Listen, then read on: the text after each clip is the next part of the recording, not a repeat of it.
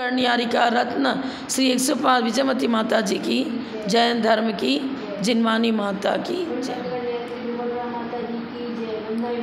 प्रमाणादर्थ संसिद्धिस् तदाभासादिपर्य इति वक्चेतयोर्लक्ष्मा सिद्धमल्पम लगीयसम्।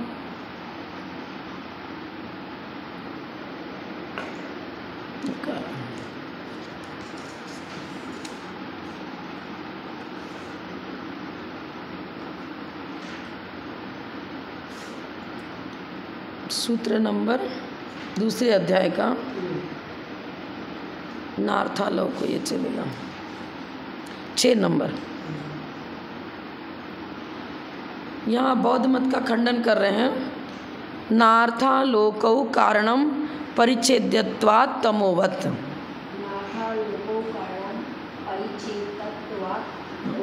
तमोवत्, हाँ।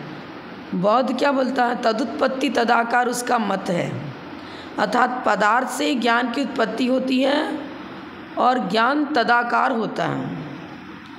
जिस ज्ञेय पदार्थ को हम जानते हैं, मेरा ज्ञान भी उसी आकार रूप होता है और पदार्थ से ही ज्ञान की उत्पत्ति होती है। अब आचार्य उसका खंडन कर रहे हैं, नहीं, नार्थो लोको कारणम। अर्थ और आलोक माने प्रकाश, अर्थ माने पदार्थ, अर्थ का अर्थ हुआ पदार्थ, ज्ञेय पदार्थ, और आलोक माने प्रकाश। पदार्थ और प्रकाश ये ज्ञान की उत्पत्ति में कारणम न, कारण नहीं है। क्यों? परिच्छेद्यत्वात्, ये हेतु दिया। ज्ञेय होने से, परिच्छेद माने ज्ञान का विषय होने से। तमोवत्, अंधकार भी ज्ञान का विषय बनता है। अभी अंधेरा हो गया, ये भी तो हम ज्ञान से जानते हैं ना। जैसे प्रकाश को जानते हैं, उसी प्रकार अंधकार को भी जानते हैं। ज्ञेय पदार्थ में तो प्रकाश भी आ रहा है और अंधकार भी आ रहा है। अब ऐसा क्यों दिया? सबसे पहले अपने जैन फिलॉसफी को हम समझेंगे। प्रवचन सार में ज्ञान की पर्याय 2 प्रकार की बताई गई, ज्ञानाकार और ज्ञेयाकार। हमारा ज्ञानावरण कर्म का क्षोभसम है, तो हम जिस पदार्थ को जानते हैं, मेरा उपयोग उस रूप परिणत होता है। पर्याय से हमारा उपयोग उस रूप परिणत होता है। जिस समय आप द्रव्य संग्रह पढ़ रहे हो, गाथाएं पढ़ रहे हो, उस समय द्रव्य संग्रह का विषय ही हमारे ज्ञान की भूमिका में आ रहा है, और उसी प्रकार हम चिंतन कर रहे हैं, मतन कर रहे हैं, प्रतिपादन कर रहे हैं। तो ज्ञेयाकार रूप परिणति हुई, लेकिन हम पदार्थ से ज्ञान की उत्पत्ति नहीं हुई। अगर पदार्थ से ज्ञान की उत्पत्ति मानी जाएगी तो बालक जो पढ़ा लिखा नहीं है, अभी तो उत्पन्न हुआ, सद्योजात है, उसको किसी वस्तु की जानकारी नहीं कि इसको पुस्तक कहते हैं, इसको चश्मा कहते हैं, इसको कलश कहते हैं, जानकारी नहीं है। अगर पदार्थ से ज्ञान की उत्पत्ति होती तो वो बालक भी उस ज्ञेय पदार्थ के स्वरूप को समझ पाता। नहीं समझता है, जिसको भी उठा लेता है, मुंह में डालता है, खेलता है, उससे नहीं समझता कि इसमें का प्रयोग किस प्रकार करना चाहिए। पदार्थ से ज्ञान की उत्पत्ति नहीं होती है, पदार्थ ज्ञेय के रूप में हमारे ज्ञान में झलकता है। ज्ञेयाकार परिणति हमारी इसलिए हम छद्मस्त अवस्था में है, तो हम जिस पदार्थ को जानते हैं, हमारा उपयोग उधर ही केंद्रित होता है और उसी रूप परिणति हमारी होती है। तो ये ज्ञेयाकार परिणति। और जिस समय हम किसी भी ज्ञेय पदार्थ को अपना ज्ञान का विषय नहीं बना रहे हैं, उस समय वो ज्ञानाकार रूप परिणति है। माने पर पदार्थ को हम नहीं जान रहे हैं। ज्ञान तो सदा सक्रिय रहेगा, सोते जागते उठते बैठते, लेकिन हम पर किसी पदार्थ को ज्ञेय नहीं बना रहे हैं, शांत स्थिर बैठे हुए हैं। स्व में ही मेरी परिणति है, अपने ज्ञान स्वरूप। मैं ज्ञान घन स्वरूप शुद्ध स्फटिक के समान आत्मद्रव्य हूँ। चिंतन नहीं चल रहा, मान अनुभूति। तो हमारा उस समय कोई भी पर पदार्थ ज्ञेय नहीं बन रहा है, तो ज्ञेयाकार रूप परिणति नहीं है। तो प्रवचन सार में ज्ञान की 2 प्रकार की पर्याय बताई गई, एक ज्ञेयाकार रूप परिणति और एक ज्ञानाकार। अब अगर पदार्थ से ज्ञान की उत्पत्ति होती, प्रश्न ये होता है कि इंद्रियां तो अभिमुख और नियमित पदार्थ को जानती हैं। जो सामने वस्तु है नज़र आ रही है, हम उसी को देख रहे हैं। सुनाई कान में शब्द जा रहा है प्रत्यक्ष में, तो हम उसको सुन पा रहे हैं। अभिमुख और नियमित पदार्थ को, नियमित मतलब इंद्रियां अपने अपने विषय को जानती हैं, और जो अभिमुख है सामने मौजूद है उसी को जानते हैं, मर्यादित को जानते हैं। नियमित माने मर्यादित को जानते हैं, क्षेत्र की मर्यादा लिए हुए जान रहे हैं। अब जो वस्तु यहाँ नहीं है उसको भी हम मत ज्ञान शुद्ध ज्ञान के द्वारा जानते हैं, स्मृति के द्वारा। अभी मेरा मित्र यहाँ सामने उपस्थित नहीं है तो आंखों से दिख भी नहीं रहा है, जब है ही नहीं सामने तो कुछ बोल भी नहीं रहा। कान का भी, किसी भी इंद्रिय का विषय जो कि अभिमुख माने सामने उपस्थित है, वो सामने तो उपस्थित नहीं है, लेकिन कभी सामने उपस्थित था, उससे परिचित हुआ था, उसको हमने जाना था, अब स्मृति के द्वारा उसको जान रहे हैं। यदि पदार्थ से ज्ञान की उत्पत्ति होती तो वो पदार्थ तो सामने मौजूद नहीं है, फिर हमें उसका ज्ञान भी नहीं हो पाता। अगर पदार्थ से ज्ञान की उत्पत्ति होती है तो पदार्थ जिस समय सामने है उस समय हमें उसका जानना होगा, लेकिन हम अनुभव में रोज़ ला रहे हैं कि जो सामने उपस्थित नहीं है उसका ज्ञान भी मुझे होता है, स्मृति के द्वारा, तर्क के द्वारा, अनुमान के द्वारा। पर्वत पर जलती हुई अग्नि मुझे नहीं दिख रही है, फिर भी धुआं को देख करके हम उसका ज्ञान करते हैं। अब तुम अनुमान ज्ञान को तो मान रहे हो कि अनुमान से धुएं को देखकर अग्नि का ज्ञान हुआ, और एक तरफ कर रहे हो कि पदार्थ से ज्ञान की उत्पत्ति होती है। वो पर्वत पर जलती हुई अग्नि तो नहीं दिख रही है, फिर कैसे मान रहे हो? स्ववचन बाधित हो गया, मतलब उसका सिद्धांत जो है ना वो अपने सिद्धांत का ही युक्तिपूर्वक निर्दोष विषय प्रतिपादित नहीं कर पाता है। अब हमारे आचार्य ने बताया परिच्छेद, माने जो जो ज्ञान का विषय बनता है वो सब ज्ञेय है, तो अंधकार भी तो ज्ञान का विषय बन रहा है। अब अंधकार में तो हमें कुछ जानना देखना होता ही नहीं है। अंधकार ज्ञान का विषय तो होता है, लेकिन उसे ज्ञान का कारण नहीं माना गया है, अपितु उल्टा ही ज्ञान का प्रतिबंधक माना गया है।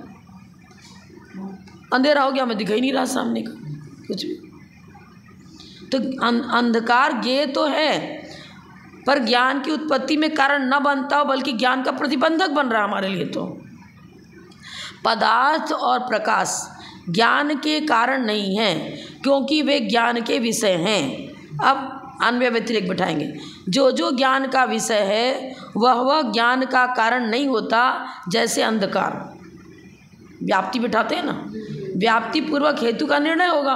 अन्वय और व्यतिरेक दोनों प्रकार से यदि व्यवस्था बन रही है तो उस हेतु को मान्यता दी जाएगी। तो व्याप्ति पूर्वक ही हेतु की चर्चा होगी। अब व्याप्ति क्या बिठा रहे हैं? जो जो ज्ञान का विषय होता है वह ज्ञान का कारण नहीं होता। जैसे अंधकार, अंधकार ज्ञान का विषय तो है, पर सभी कहते हैं कि यहाँ अंधकार है, ज्ञान का विषय तो बन रहा है, परंतु वह ज्ञान का कारण नहीं बनता, अपितु ज्ञान का प्रतिबंधक होता है। ये हो गया। यदि पदार्थ को ज्ञान का कारण माने तो जो मौजूद पदार्थ है उसी का ज्ञान होगा। जो उत्पन्न ही नहीं हुए हैं और नष्ट हो गए हैं उनका ज्ञान नहीं होगा फिर तो। लेकिन हम देखते हैं जो सामने नहीं है, उत्पन्न नहीं हुआ है, नष्ट हो गया है, उसका भी हमें ज्ञान होता है। अभी गणनिहारिका विजयमती माता जी की समाधि हो गई, तो क्या मैंने किनसे दीक्षा ली थी, किनसे ज्ञान, उनका हम उपकार भूल गए क्या? वो हमारे ज्ञान में झलकते नहीं क्या? हमारे ज्ञान के विषय नहीं बन रहे क्या? हमारे पूर्वाचार्य जो जिनसे हम संपर्क में आए, क्या उनका ज्ञान मुझे नहीं है क्या? और बहुत सारी चीज़ें हैं जिनका हमने प्रयोग किया, लेकिन हमने किसी दूसरे को दे दिया, अब वस्तु नष्ट हो गई अभी, लेकिन उसका ज्ञान नहीं है क्या मुझे? ज्ञान तो है। जिन जिन चीज़ों का पहले इस्तेमाल किया अभी वो सामने मौजूद नहीं है। हम बहुत सारी जगह की यात्रा करी, समेत शिखर गए, पावापुर गए, राजगीर गए, पोनुर मतकुंद कुंद की तपोभूमि में गए, जहाँ जहाँ गए वो सामने तो नहीं है। और बहुत सारे ऐसे मकान में रहते, मकान टूट फूट गया, लेकिन पुराने मकान को हमारी स्मृति में नहीं है क्या? सब कुछ है। नष्ट हुआ पदार्थ भी स्मृति में रहता है और जो उत्पन्न नहीं हुआ वो भी स्मृति में रहता है। आपको वह कैसे? अरे पर्याय उत्पन्न हो रही है हमारे, अब जैसे कि उत्पन्न होने का पर्याय, द्रव्य तो उत्पन्न होता नहीं है, पर्याय उत्पन्न होती बिघटती हैं। अब जो उत्पन्न नहीं हुआ, ज्ञान में सब कुछ है, अगर ज्ञान में नहीं है तो वो रोटी बनाने के समय उस तरह हाथ भी नहीं चलाएगी। मुझे रोटी का, चित्रकार को एक विशेष चित्र का आकार देना है, मूर्तिकार को एक आकार देना है, तो उसके ज्ञान में वो मूर्ति अभी उत्पन्न नहीं हुई है, लेकिन उसके ज्ञान में वो आकार चित्रित हो जाता है, फिर उसी प्रकार से छेनी चलाता है और मूर्ति को उस प्रकार का आकार देता है। अभी उत्पन्न नहीं हुई, अभी पकवान मिष्ठान बना नहीं है, पर उसके ज्ञान में पूरी रूपरेखा झलक रही है। मुझे क्या बनाना है, इस प्रकार का आकार देना है, लड्डू बनाने जा रहा है तो उसके ज्ञान में झलक रहा है कि अभी तो बेसन सेक रहा है, सब कुछ है, लेकिन भाई उसके ज्ञान में होगा हमें क्या बनाना है। नैगम नए, अभी उसको विषय अलग से लेंगे, लेकिन वो तो जा रहा था, अभी लकड़ी लाने जा रहा था, अभी तो लकड़ी भी सामने उपस्थित नहीं है और प्रस्थ भी सामने उपस्थित नहीं है। घर से निकला है, जंगल की ओर बढ़ रहा है, न लकड़ी सामने है न प्रस्थ सामने है, लेकिन उसके ज्ञान में वो प्रस्थ नजर आ रहा है, मुझे क्या बनाना है, झलक रहा है। जिससे बनाना है वो वस्तु भी सामने नहीं है। हमें अब किस चीज़ का प्रतिपादन करना है, हम इस चित्र को आपके सामने रख रहे हैं, तो मुझे इसकी जानकारी है तब तो प्रस्तुत कर पा रहे हैं। जानकारी है, पदार्थ किसे कहते हैं हम नहीं जानते क्या? गुण पर्यवत द्रव्यम, जाने ना पदार्थ किसे कहते हैं? प्रमाण का विषयभूत पदार्थ वो हमारे ज्ञान का विषय पहले बन चुका है, तब हम उसके एक एक धर्म गुण धर्म को लेकर आपके सामने कुछ कह पाएंगे। ज्ञान की उत्पत्ति होती नहीं है, ज्ञान तो वस्तु का, जीव द्रव्य का स्वरूप है। गुण का गुणी से कभी अभाव नहीं होता है, लेकिन पर्याय उत्पन्न होती हैं और विघटती हैं। अब पर्यायों के ऊपर चर्चा करेंगे तो मति ज्ञान, श्रुति ज्ञान, ये दो ज्ञान अनादिकाल से जीव के साथ संसार में रहे। अब कहो पर्याय तो वैभाविक परिणमन जब रहा तो उसको कुमति कुश्रुत कहा। पर्यायों की अपेक्षा ज्ञान तो ज्ञान है। अब कुमति और सुमति की चर्चा हम नहीं कर रहे हैं। ज्ञान तो है, दर्पण तो है सामने, उसमें वस्तु को झलकाने की योग्यता भी है। उपादान शक्ति योग्यता अनादि अनिधन है, क्योंकि कर्मोपाधि निरपेक्ष शुद्ध द्रव्यार्थिक नय से एकेंद्रिय आदि जीव को भी सिद्धवत बताया, योग्यता है। गेहूं में अंकुर उत्पन्न होने की योग्यता है, तब वो बोने पर योग प्रक्रिया को विकसित होता है। विकसित हुआ माने पर्यायों की अपेक्षा विकास हुआ। जो ज्ञान मिथ्यात्व के कारण से कुमति कुसरूप द्रुपणमन कर रहा था, कौन स्टॉप करो इसको, बहुत गड़बड़ काम है ये तो।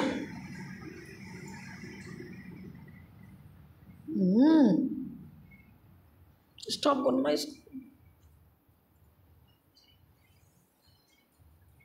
कौन नहीं आता हमें तो।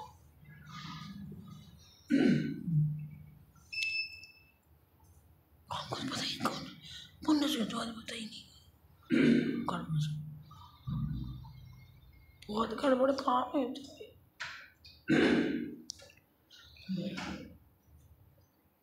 बड़ा मुश्किल का काम। ठीक है, हम तो कुछ गड़बड़ी नहीं है, लेकिन ये कुछ समझदारी वाली बात होनी चाहिए सामने। किसने क्या किया, कब चालू किया, क्या किया, कुछ समझ में नहीं आता। चलो अपना विषय लें हम तो। अब पर्याय उत्पन्न होती हैं, पर पर्याय गुण पर्यवत द्रव्यम, पर्याय रहित भी द्रव्य कभी नहीं होता और गुण रहित भी द्रव्य कभी नहीं होता। हमारे यहाँ उत्पाद व्यय का अर्थ ये नहीं बताया जा रहा है कि द्रव्य का उत्पाद हुआ और द्रव्य नष्ट हुआ। द्रव्य की अंदर परिणमनशीलता निरंतर चलती है। परिणमन, द्रव्य परिणमनशील ही है, गुण पर्यवत द्रव्यम। अब काल के निमित्त से उसमें परिणमन होगा। नई साड़ी खरीद के लाए, यूज नहीं भी कर रहे हैं तो भी बॉक्स में रखा भी उसमें परिणमन होगा, उसकी कांति चमक आदि फीकी पड़ जाएगी। कई बार ऐसा होता है कि नई पुस्तकें हम लोग छपवाते हैं, मतलब गृहस्थ तो नहीं छपवाया, अब उसको अलमारी में रख दिया लाइब्रेरी में, अब 5-7 साल के बाद वहाँ से धीरे धीरे किताबें निकल रही हैं, बहुत दिनों के बाद उसमें तो पन्ने उसके पीले पड़ जाते हैं, जीर्ण सी नजर आते। क्यों? परिणमनशीलता स्वभाव है उसका। तो पर्यायार्थिक से मैंने, अब पुस्तक तो रही, ऐसा नहीं कि पुस्तक ही नष्ट हो गई, वो तो कहा था द्रव्य समूल नष्ट हो जाता है। पुस्तक नष्ट हुई, उसके पन्ने जो पहले शाइनिंग को लिए सफ़ेद नजर आ रहे थे वो अब पीले नजर आने लग गए। पेड़ में आम आया, पहले तो हरा था, परिपक्व होने में पीला बन गया। परिवर्तन का अर्थ समूल उच्छेद नहीं है, परिवर्तन का अर्थ समूल उच्छेद नहीं है।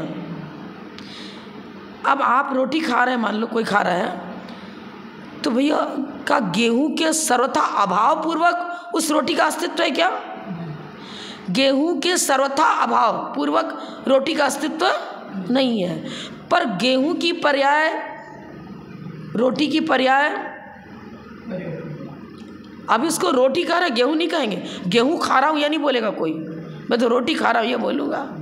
लेकिन जिसको गेहूं का त्याग है वो रोटी गेहूं की बनी हुई नहीं खाएगा, क्योंकि गेहूं के अन्न वाला उसने त्याग कर रखा है आज। इसका मतलब अन्वय भी है और व्यतिरेक भी है।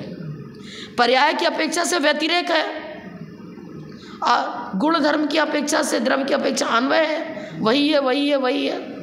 बाल्यावस्था, युवावस्था, वृद्धावस्था, द्रव्य तो वही है, पर युवावस्था में उसको बालक नहीं कर रहे, बालावस्था में उसको युवक नहीं कर रहे।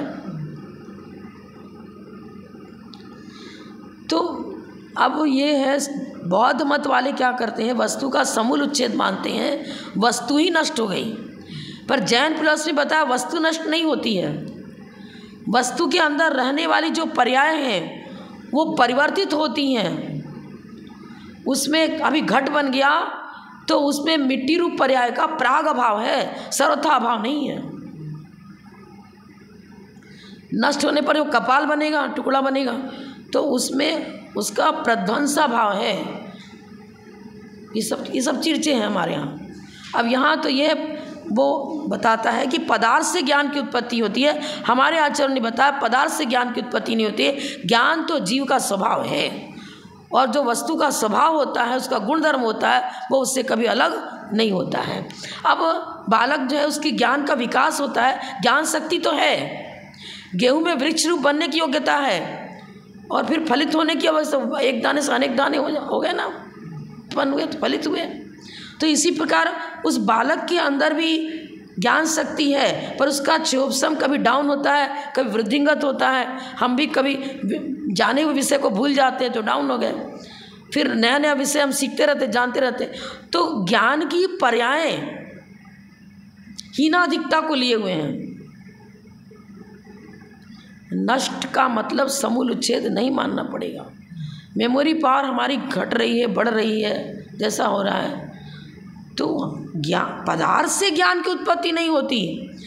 अब आपको पदार्थ है ही नहीं कोई दुनिया में, तो उसको हमने जाना कैसे? तो पदार्थ है ही नहीं तो उसको कैसे जानेंगे? तो ऐसा है कि द्रव्य भी अनादि अनिधन है। कमरे में, कक्ष में कलश नहीं है, पर कलश का अस्तित्व दुनिया में कभी रहा ही नहीं है। मानोगे क्या ना? जिसमें जिस रूप परिणमन करने की योग्यता है, उस पर्यायों का अस्तित्व भी यहाँ नहीं तो कभी कहीं कहीं तो है। अभी यहाँ केवली नहीं है तो विदेश क्षेत्र में तो है, हम उनकी चर्चा यहाँ कर रहे हैं।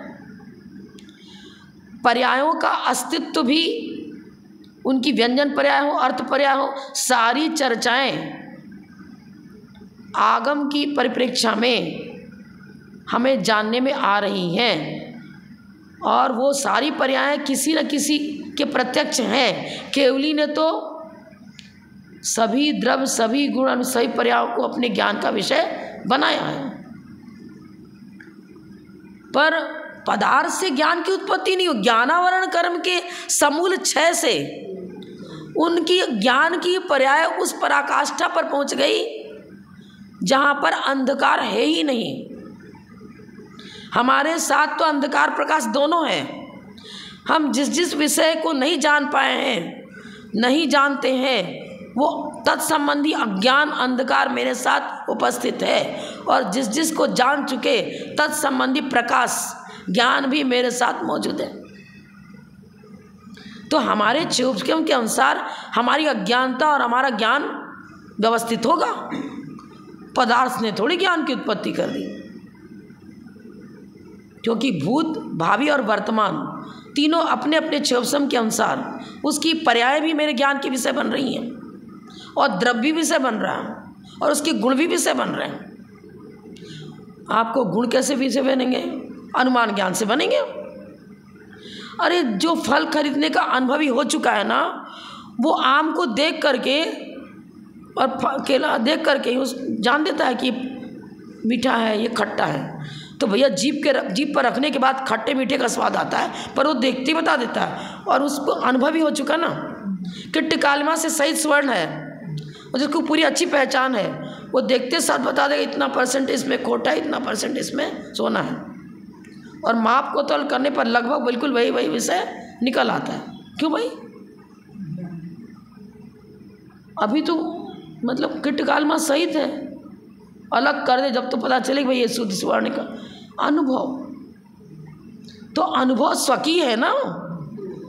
हाँ, पदार्थ ने थोड़ी ज्ञान की उत्पत्ति कर दी। अब पदार्थ ज्ञान की उत्पत्ति करता तो कीटकालमा सहित स्वर्ण हमारे ज्ञान में ऑलराउंड कीटकालमा ही, उसमें मात्र कीटकालमा नजर आती, अंदर छिपा हुआ सोना तो दिख ही नहीं रहा है चक्षु इंद्रिय से। किसी व्यक्ति ने सोने की मतलब ये सोने की खान से ही सोना भी निकलता है, वो भी धातु है। अब खरीद ली, लेकिन वो समझ नहीं पा रहा था, और जितना निकालता उसमें से खदान में से जो भी माल निकलता उसको ट्रकों में लादा फेंक देता, क्योंकि उसको नज़र तो ऊपर में कालीमान मतलब ऐसा कचरा नज़र आ रहा है। फिर जो उसका मित्र था, वो जानकार था, उसने कहा रे तूने क्या किया? ऐसा हो ही नहीं सकता कि खान में से सोने की खान हो और स्वर्ण निकले नहीं। तो कुछ घर में रखा है क्या उसका कुछ द्रव्य? एक सिला लोड़ी है जरूर, और कुछ नहीं है। मैं तो उस पर चटनी पीसता हूँ, अच्छा हमको पाषाण निकल गया, नजर आया, बाकी सब फिकवा दिए, ला वही मुझे दे दे। अब समझ में आए कि मुझे दे दे, अरे यार क्यों मांगेगा, कोई मांगेगा क्या? अब पूरी कहानी तो मैं नहीं सुनाऊंगी, लेकिन उसको सूझबूझ जगी, उसकी सूझबूझ जगी, और जो जानकार है उसको बुलाया और सारे अनुभव प्राप्त हुआ उसको। तो उसी इतना कीमती उसके अंदर से हीरे की खान थी, सोने की नहीं, मैं गलत बता गई, हीरे की खान थी। एक एक छोटा छोटा हीरा बहुत कॉस्टली था, मालो माल हो गया, एक चट्टान से ही मालो माल हो गया, और सारा रखता तो जाने कितने निकल जाते। हम भी अपने को कभी कहते हैं हम सांगी पंचेंद्रीय मनुष्य हैं, कभी कहते हैं कि तिर्यंश हैं, कभी कहते हैं कि देव हैं, कभी कहते हैं नारकी हैं। कीटकालमा सहित पर्यायों में ही मैं लगा रहा हूँ। लेकिन ये पर्याय यदि सर्वथा त्रैकालिक मैं के रूप में उपस्थित होती तो हम कभी बिगड़ते ही, मेरी आयु भी पूर्ण नहीं होती, और हम पहले ही मनुष्य थे, अभी मनुष्य, और आगे मनुष्य ही रहते। नहीं, जीव द्रव्य का अभाव नहीं होता, लेकिन ये पर्याय तो व्यंजन पर्याय भी बिगड़ती हैं, और अर्थ पर्याय में तो प्रति समय परिणमन हो रहा है, परिणमन हो रहा है। तो ज्ञेय से ज्ञान की उत्पत्ति नहीं होती है, ज्ञेय तो ज्ञान का विषय बनता है। अंधकार से ज्ञान के, अंधकार ज्ञेय है, उससे ज्ञान की उत्पत्ति तो नहीं हुई, बल्कि ज्ञान में बाधक बन रहा है। तुम कैसे कह सकते हैं कि जो ज्ञेय है उससे ज्ञान की उत्पत्ति होती? यह सिद्धांत अन्वय और अतिरेक को लिए हुए नहीं है, इसलिए घटित नहीं होता। अर्थ और आलोक, देखो संस्कृत देखो बहुत अच्छी दी है। अर्थश्च आलोकश्च अर्थालोकौ पदार्थ प्रकाशौ इति अर्थ। पदार्थ और प्रकाश दो चीज का वर्णन किया। कारणम न ज्ञान जनको न स्त, ये दोनों ही ज्ञान को उत्पन्न करने में कारण नहीं है। आपको पदार्थ तो होता है, नहीं, प्रकाश तो होता है, प्रकाश है तो हम जान पा रहे। अरे बाह्य निमित्त है, बाह्य निमित्त है, प्रकाश तो है। अगर यही ज्ञान की उत्पत्ति में कारण होता तो ये टेबल, ये जड़ पदार्थ दुनिया प्रकाश है, ये भी जानना देखना काम करने लग जाते। और अंधकार में भी मुझे अंधेरा हो गया, क्या अंधेरे में ज्ञान गायब हो गया क्या? यदि मुझे भक्तियाँ याद हैं, प्रतिक्रमण याद है, कुछ विषय, तो पहले तो पुस्तक लेकर पढ़ रहे थे, प्रकाश चला गया तभी ज्ञान काम कर रहा है। और अंधेरे में भी हम चीज़, जिनको बिल्कुल ही जन्म से अंधे हैं, मान लो रोशनी आँख की चली गई है, अंधकार में वो बहुत सारा काम करते हैं, फैक्ट्रियाँ चला रहे हैं, अंधों का स्कूल है, पढ़ना लिखना पढ़ाना टीचिंग कर रहे हैं, बहुत व्यापार धंधा सब कर रहे हैं। आपको देखी बात, आरा में तो अंधों का स्कूल है, वो अपने से अपना खाना ही बनाते हैं और कपड़ा बुनते हैं, फैक्ट्री उनके उसमें काम करते हैं पूरा। प्रकाश उनके लिए तो कोई कारण नहीं, दिखा ही नहीं रहा, प्रकाश क्या कारण रहा? प्रकाश ही कारण होता तो कुछ भी काम नहीं कर पाते हो, तो कर लेते हैं सब अपनी ज्ञान की भूमिका से, अध्ययन अध्यापन तक करा रहे, सब कुछ करा रहे। प्रकाश बाह्य निमित्त है, बाह्य निमित्त सहकारी कारण होता है, उत्पत्ति उससे नहीं होती, सहकारी है। भाई मेरा नेत्रेंद्र की रचना इसी प्रकार है कि प्रकाश होने पर हम देखना काम करते हैं, पर नहीं देख रहे तो इंद्रियां ही ज्ञान की उत्पत्ति नहीं करती हैं। आँख बंद तभी हमें समय शिखर नजर आ रहा है, वो पावापुर के भगवान महावीर भगवान के चरण नजर आ रहे हैं। अभी हम बड़े बाबा को याद करें, गुफा में बैठे हुए आदिनाथ भगवान यहाँ नहीं है, आँख भी बंद करें, उनका चिंतन करें, मूर्ति सामने बिल्कुल नजर आ रही है, अंदर में ज्ञान की भूमिका में नजर आ रही है। नेत्र के द्वारा नहीं दिख रहे तो क्या, हमारे ज्ञान में चित्रित हो रहे हैं वो, फिर पदार्थ की उत्पत्ति कहाँ से होती है? परिच्छेदुम योग्यो परिच्छेद्यो, परिच्छेद किसे कहते हैं? जानने योग्य विषय, उसको परिच्छेद कहते हैं। तयोर भावस्तत्वम परिच्छेदत्वम, इसको मतलब तस्मात् परिच्छेदत्वात् ज्ञेयत्वात् इत्यर्थ। यह अनुमान सेंटेंस रचना करी, प्रतिज्ञा वाक्य, फिर हेतु, फिर अन्वय व्यतिरेक दिखा रहे हैं। क्या अन्वय व्यतिरेक दिखा रहे हैं? यहाँ परिच्छेद्यत्वात् इति हेतु, परिच्छेद्यत्वात् ये हेतु हो गया, तमोवत् दृष्टांत हो गया, ठीक है। साध्य कौन हुआ? कारणम न भवति, पदार्थ और प्रकाश ज्ञान का कारण नहीं होता है। ये सेंटेंस क्या हुआ देखो, फिर समझो। सेंटेंस क्या है? पदार्थ और प्रकाश ज्ञान के कारण नहीं है, प्रतिज्ञा वाक्य, पक्ष हेतु आदि बताए, पहले पढ़ चुके आप। अब जिसको हम सिद्ध करना चाह रहे हैं, क्या सिद्ध करना चाह रहे हैं? प्रकाश और पदार्थ ज्ञान के कारण नहीं है, जिसको सिद्ध करना चाह रहे वो साध्य हुआ। कारणम न भवति, ये साध्य हुआ। और अर्थ और आलोक ये धर्मी हुए। पर्वत पर अग्नि है, पर्वत धर्मी हुआ ना, अग्नि को सिद्ध करना चाहता, अग्नि साध्य हुआ। अब यहाँ पर धर्मी कौन हुआ? अर्थ और आलोक। साध्य क्या हुआ? अर्थ और आलोक से ज्ञान की उत्पत्ति नहीं होती है, तो ज्ञान की उत्पत्ति में कारण नहीं है, कारण नहीं है ये साध्य। और जहाँ पर साध्य को साधना चाहते हैं उसको धर्मी कहते हैं, जहाँ पर साध्य को साधना चाहते हैं उसको धर्मी कहते हैं। अर्थ और आलोक में हम ज्ञान की उत्पत्ति को साधना चाहते हैं तो अर्थ और आलोक धर्मी हुआ। साध्य क्या हुआ? कारण नहीं होते हैं, ये हुआ। हेतु क्या दिया? परिच्छेदत्वात्। दृष्टांत क्या है? तमोवत, अंधकारवत। अब देखो, यच्च परिच्छेद्यम तन न ज्ञानम प्रति कारण, हमारे आचार्य व्याप्ति बता रहे हैं, जो परिच्छेद होता है वह ज्ञान का कारण नहीं होता, जैसे अंधकार। परिच्छेद्यो अर्थ और आलोक दोनों परिच्छेद हैं, ठीक इसी प्रकार अंधकार भी परिच्छेद है, ज्ञान का विषय है, पर वह तो ज्ञान का कारण नहीं बनता। तो हेतु क्या हो गया? अव्याप्ति दोष से दूषित हो गया। और जैन फिलॉसफी के अनुसार से तो हम बाह्य निमित्त मान रहे हैं पदार्थ और प्रकाश को, ये ज्ञान गुण को उत्पन्न नहीं करते। उत्पन्न कहाँ से करेंगे? जो जीव का स्वरूप है, जीव का लक्षण ही उपयोगो जीव लक्षणम। वो धर्म को धर्मी से कभी अलग नहीं किया जाता। यदि पदार्थ को ज्ञान का कारण माने तो मौजूद पदार्थों का ही ज्ञान होगा, जो उत्पन्न नहीं हुए हैं और जो नष्ट हो गए हैं उनका ज्ञान नहीं होगा। पर ऐसा तो होता नहीं, प्रैक्टिकल में हम देख रहे हैं कि नहीं है उसको भी हम जान रहे हैं, नष्ट हो गए उसको भी हम जान रहे हैं। अभी समाधि हो गई आचार्य विद्यासागर महाराज की, तो क्या शिष्य लोगों के ज्ञान से उड़ गए क्या? उनको जानते ही नहीं है क्या? अरे वाह रे वाह। क्योंकि जो है ही नहीं वह कारण कैसे हो सकता है? तुम्हारे सिद्धांत के अनुसार तो नहीं बनेगा। बौद्ध मत के अनुसार तो जो है उसी का ज्ञान होगा और जो है नहीं उसका ज्ञान नहीं होगा, क्योंकि पदार्थ से तुम ज्ञान की उत्पत्ति बता रहे हो। जो आलोक को कारण मानते हैं उन्हें रात्रि में कुछ भी ज्ञान नहीं होगा। सूर्यास्त हो गया, दीपक उपक कुछ भी नहीं जली है, आप उस व्यक्ति को सर्वथा अज्ञानी मान लेंगे तो वो ये भी नहीं जानेगा कि मैं कौन हूँ, मेरा परिवार कौन है, मेरा पुत्र कौन है, मैं किस नगर में रहता हूँ। ज्ञान ही समूल उच्छेद हो गया। जैसे सूर्यास्त हुआ बिल्कुल घोर अंधकार मान लो हो गया। अब अंधेरा ही ज्ञान, मतलब प्रकाश ज्ञान की उत्पत्ति कारण था। अब प्रकाश रहा नहीं, तब ज्ञान भी समूल उच्छेद हो जाएगा उसका। तो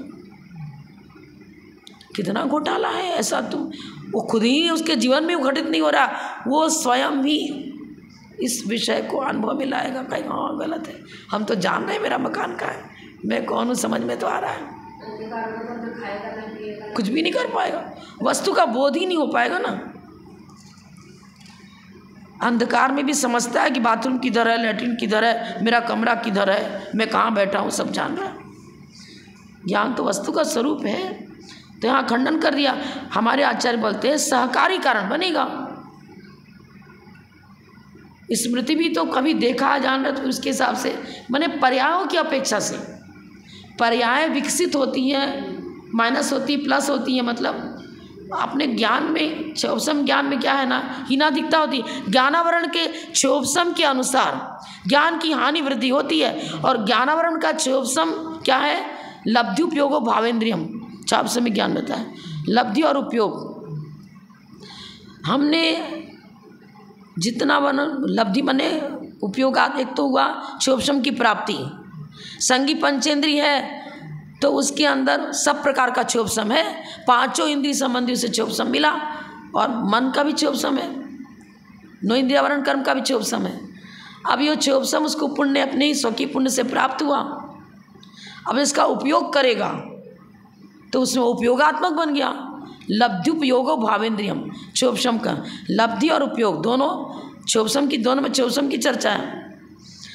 अब पदार्थ की चर्चा यहाँ कहाँ है? एक इंद्रिय जीव है, वो भी जीव तो है, पर उसके स्पर्शन इंद्रिय संबंधी ज्ञान तो है, और वो भी अपने क्षोभसम के अनुसार है। रसना, घ्राण, चक्षु, श्रोत्र इंद्रिय संबंधी ज्ञान तत्संबंधी ज्ञान नहीं है। इसका मतलब योग्यता ही नहीं है, नहीं मानेंगे। योग्यता है पर उस प्रकार का उसका क्षोभसम नहीं, इसलिए नहीं जान पा रहा है।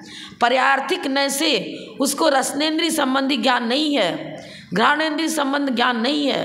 पर्यार्थिक नय से, द्रव्यार्थिक नय तो क्या कहेगा? द्रव्य, योग्यता, शक्ति। हम ये नहीं कर सकते कि त्रैकालिक उसका ज्ञान मात्र इतना ही रहेगा, स्पर्शन इंद्रिय संबंधी रहेगा, न भूतो न भविष्यति, ऐसा बोलेंगे क्या? नहीं। द्रव्यार्थिक नय तो ये बताता है कि कर्मोपाधि निरपेक्ष शुद्ध द्रव्यार्थिक नय से सारी शक्तियाँ उस भव्य जीव के अंदर मौजूद हैं। अभव में मौजूद है लेकिन प्रकट नहीं होगा, और भव में प्रकट होगा। अब क्या हुआ? ये कह रहा है कि पदार्थ से ही ज्ञान की उत्पत्ति होती है, आलोक से ज्ञान की उत्पत्ति होती है। द्रव्य दृष्टि से उत्पाद व्यय है ही नहीं। पर्यायार्थिक नय से जब तक वो एकेंद्रीय पर्याय में है तब तक उसको अपने क्षोभसम के अनुसार मात्र स्पर्शन इंद्रिय संबंधी ज्ञान हो रहा है। जब उसकी अभुज्यमान आयु समाप्त होगी अपने पुण्य पाप के अनुसार, वो जिस जिस पर्याय में जाएगा, अगर पंचेंद्रिय पर्याय में आ गया तो पांचों इंद्रिय संबंधी ज्ञान उसके अंदर है।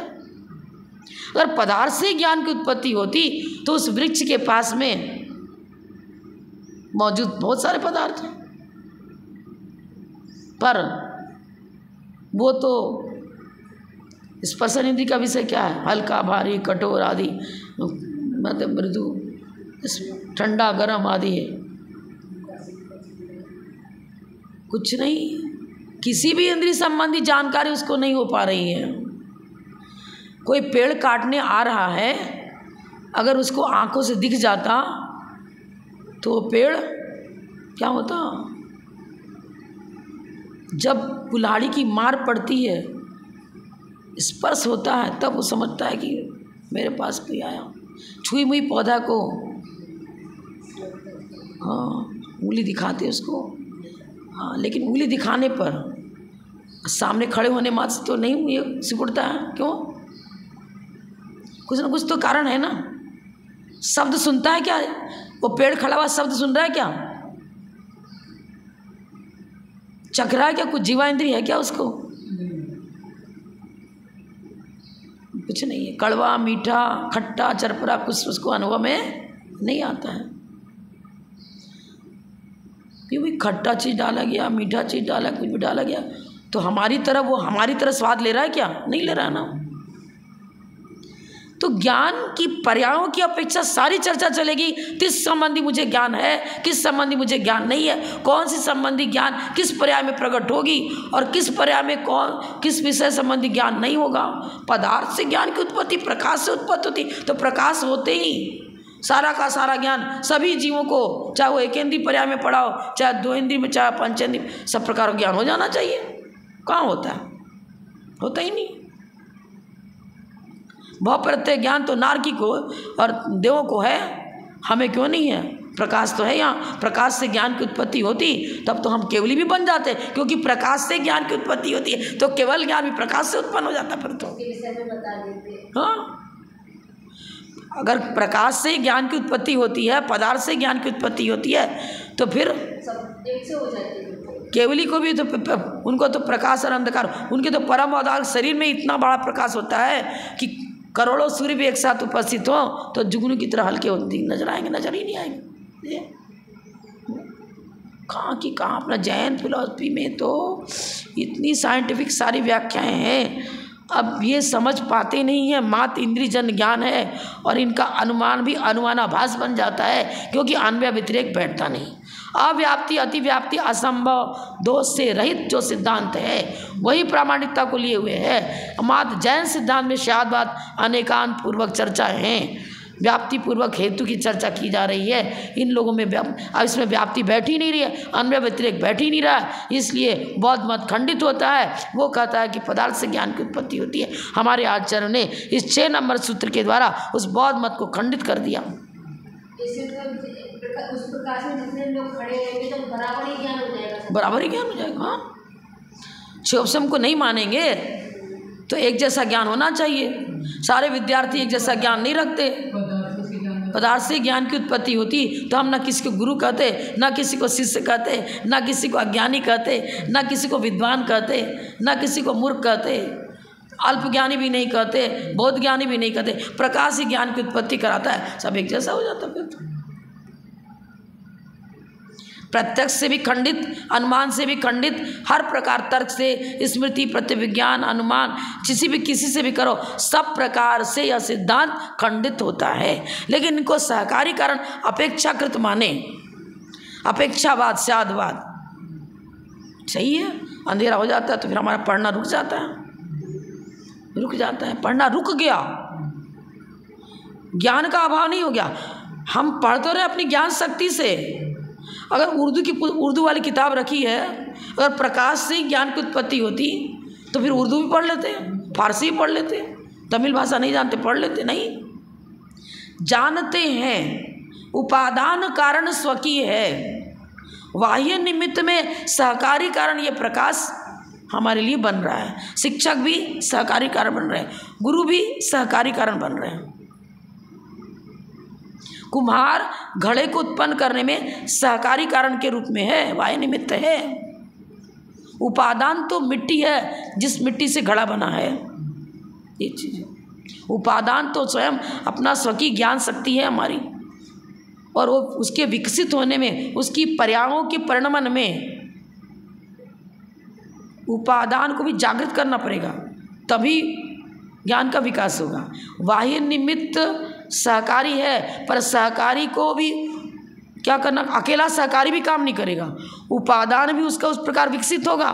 अगर पंचेंद्रिय पर्याय में नहीं है तो सारे सहकारी कारण मिल जावें और पेड़ को पढ़ाना लिखाना चालू कर दें कि तू भी पढ़ ले, विद्वान बन जाए, जीव तो है, उपादान सक्रिय नहीं है, योग्यता नहीं है, असंगी है उपादेय कर्तव्य अकर्तव्य की पहचान की योग्यता ही नहीं है। उसको शिक्षक फिलॉसफी पढ़ाने बैठ जाए, जैन फिलॉसफी पढ़ाने को बैठ जाए, उसको पढ़ पाएगा क्या? नहीं। सबसे पहले तो स्वकीय उपादान योग्यता की चर्चा होगी, उसके बाद उनके पर्यायों की चर्चा होगी, उसके बाद पर्यायों की चर्चा होगी। अब आचार्य आगे 7 नंबर सूत्र से और खंडित कर रहे हैं इस विषय को। पदार्थ और प्रकाश के ज्ञान कारणता के निषेध में युक्ति, अब युक्ति और दे रहे हैं उसको, देखो। तद अन्वय व्यतिरेकानुविधान अभावाच्च के सोंडुक ज्ञानवत् नक्तंचन ज्ञानवच्च नक्तंचर ज्ञानवच्च।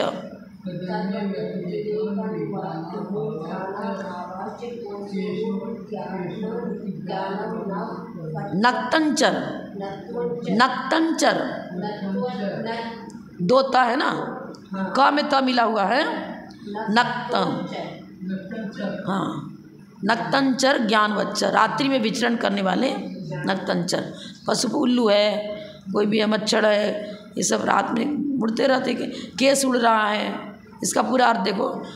तद अन्वय व्यतिरेक अनुविधान अभावाच्च, अन्वय और व्यतिरेक की व्यवस्था का अभाव होने से अन्वय और व्यतिरेक अनुविधान माने घटित नहीं हो रहा है, ना अन्वय घटित होता है ना व्यतिरेक घटित होता है। अन्वय किसे कहते हैं? होने पर होना।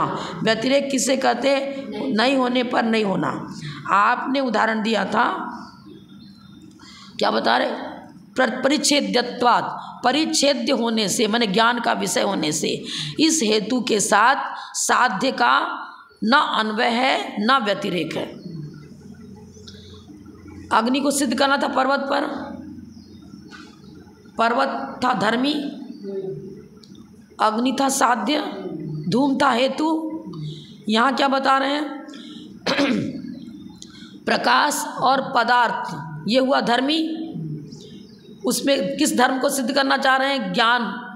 पदार्थ और प्रकाश इनसे ज्ञान की उत्पत्ति होती है। अब कहाँ उत्पत्ति होती भैया? सहकारी कारण बन रहे, अन्वय व्यतिरेक नहीं बनता है। होने पर होना, नहीं होने पर। अभी पहले तो चर्चा 10 मिनट पहले पूरी कर ली, दोबारा क्या करूं? उदाहरण क्या दे रहे हैं? केस सोंडुक ज्ञानवत। केस माने शरीर का जो बाल, भगवान उड़ तो रहा था केस, और हमें अच्छी तरह समझ में नहीं आया, और हम केस को मच्छर खाने लगे। तो अगर पदार्थ से ज्ञान की उत्पत्ति होती तो केस में मच्छर का ज्ञान कैसे होता? केस उड़ रहा था और उड़ते समय हमको ऐसा समझ में आया कि भाई मच्छर है, बड़े बड़े मच्छर उड़ रहे हैं, झुंड का झुंड केस उड़ रहा है, अरे बड़े बड़े मच्छर उड़ रहे हैं। अब भाई अब नहीं समझ में आ रहा, चौबसम उस प्रकार का नहीं है, अंधकार भी है, झुरमुटा है, नहीं समझ में आया। अगर पदार्थ से ज्ञान की उत्पत्ति होती तो केस रहने पर केस ही ज्ञान में झलकता, मच्छर के झलकता। रहता है सर्प और समझ लेते हैं रस्सी, ऐसे मुड़ी रस्सी पड़ी हुई है और समझ लेते हैं सर्प।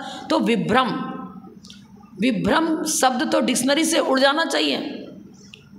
विभ्रम तो तब होता है चीज़, अगर देखो मट्ठा और दूध दोनों रखा हुआ, हम समझ ही नहीं पा रहे किसको मट्ठा कहें किसको दूध कहें, क्योंकि दोनों कलर एक जैसा है। अगर पदार्थ से ज्ञान की उत्पत्ति होती तो हम तुरंत समझ जाते कि ये मट्ठा है ये दूध है, नहीं समझ पाते, विभ्रम होता है ना। केस का अर्थ होता है बाल, उंडुक माने मच्छर। केसों में मच्छर का ज्ञान और रात्रि में प्रकाश ही यदि पदार्थ का ज्ञान उत्पत्ति में कारण होता तो उल्लू को तो अंधेरे में ही दिखता है। अगर प्रकाश ज्ञान की उत्पत्ति कारण होता तो उल्लू को दिन में दिखना चाहिए, रात में नहीं दिखना चाहिए, पर उल्टा ही होता है। उल्लू को तो अंधेरे में दिखता है और प्रकाश में नहीं दिखता। फिर कैसे सिद्ध हुआ कि प्रकाश ज्ञान की उत्पत्ति में कारण है? प्रकाश के हेतु के प्रकाश में परिच्छेदत्वात् यह हेतु घटित नहीं हो रहा है। मतलब प्रकाश और पदार्थ ज्ञान की उत्पत्ति में कारण नहीं है, क्योंकि उनके साथ न अन्वय बैठता है, न किसका अन्वय? हेतु का। परिच्छेदत्वात् इस हेतु का साध्य के साथ न अन्वय है न व्यतिरेक है। अन्वय व्यतिरेक न होने से वह हेतु हेत्वाभास हो गया, मिथ्या हेतु हो गया। ज्ञानम अर्थ कारणकम न भवति। ज्ञान अर्थ कारक, ज्ञान की उत्पत्ति में अर्थ कारण नहीं होता है। सेंटेंस हुआ प्रतिज्ञा वाक्य। ज्ञान की उत्पत्ति में अर्थ कारण नहीं होता है, क्योंकि अर्थ के साथ क्या बता रहे? अन्वय व्यतिरेक अनुविधान अभावात। हेतु का साध्य के साथ पदार्थ के साथ अन्वय और व्यतिरेक नहीं बैठता है। पदार्थ से ज्ञान की उत्पत्ति होती है, इसके साथ परिच्छेदत्वात् इस हेतु का अन्वय और व्यतिरेक नहीं बैठता है। यस्य जो जिसके साथ अन्वय और व्यतिरेक को नहीं लिए हुए है वह उसका कारण नहीं होता। जैसे केस में मच्छर का ज्ञान हो गया था, अब केस में मच्छर का ज्ञान हुआ, विपरीत हो गया ना, उल्टा हो गया ना। यद यस्य अन्वय व्यतिरेक न अनुविधाति, जो जिसके साथ ना जिसका मतलब हेतु के साथ में यद के साथ यश है, जो जिसका अन्वय व्यतिरेक को लिए, जिसके साथ जिसका अन्वय व्यतिरेक नहीं घटित होता है, जिसके साथ जिसका अन्वय व्यतिरेक नहीं होता है वह हेतु सही हेतु नहीं माना जाएगा। तुमने परिच्छेदत्वात् हेतु बनाया था, परिच्छेद तो उड़ तो रहा था केस और तुमने समझ लिया मच्छर, तो गलत हो गया ना, अन्वय व्यतिरेक नहीं बैठा। ये चीज़ है, संस्कृत में वही बताया, कोई दूसरा नहीं बताया।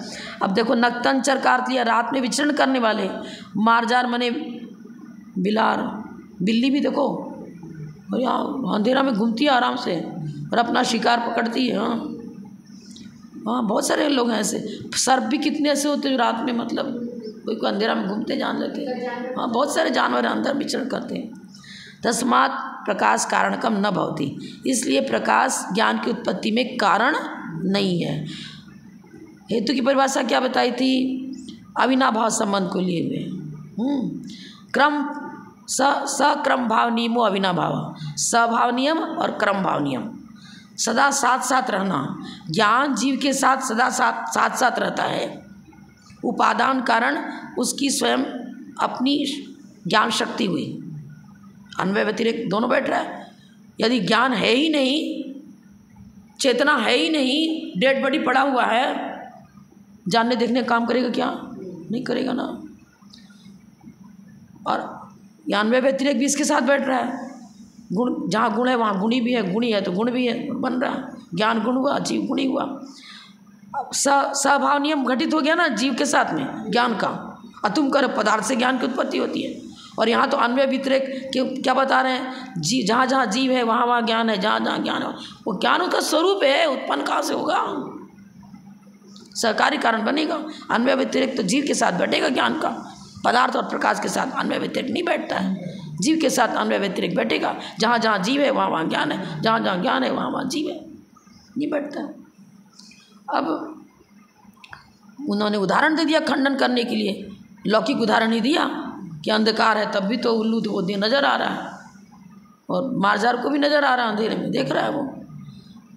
तो क्रम भाव नियम क्या बताया था?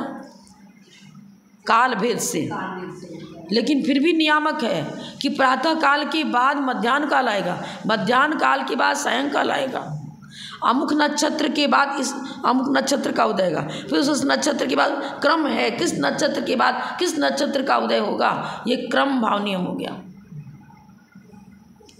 अब इस प्रकार का अन्वय व्यतिरेक वाली चर्चा इनके मत में नहीं रही ना। इन्होंने तो सिंपल रख दिया कि जो जो ज्ञेय होता है वो हेतु बनेगा ज्ञान की उत्पत्ति में। पदार्थ ही नहीं है तो हम कहाँ से जानेंगे? और यहाँ कहाँ की बातें कर रहे हो? तुम्हारे लौकिक जीवन में भी ये सिद्धांत घटित नहीं हो रहा है, पारमार्थ से तो कहाँ से घटित होगा? इससे 5 ही मिनट है, अगला सूत्र हम नहीं पकड़ेंगे, यहीं समाप्त करते हैं। जो बोलो परम पूज्य अपतम गणनीय आर्यिका रत्न श्री सुमा विजयमती माता जी की जय। जय हिंद।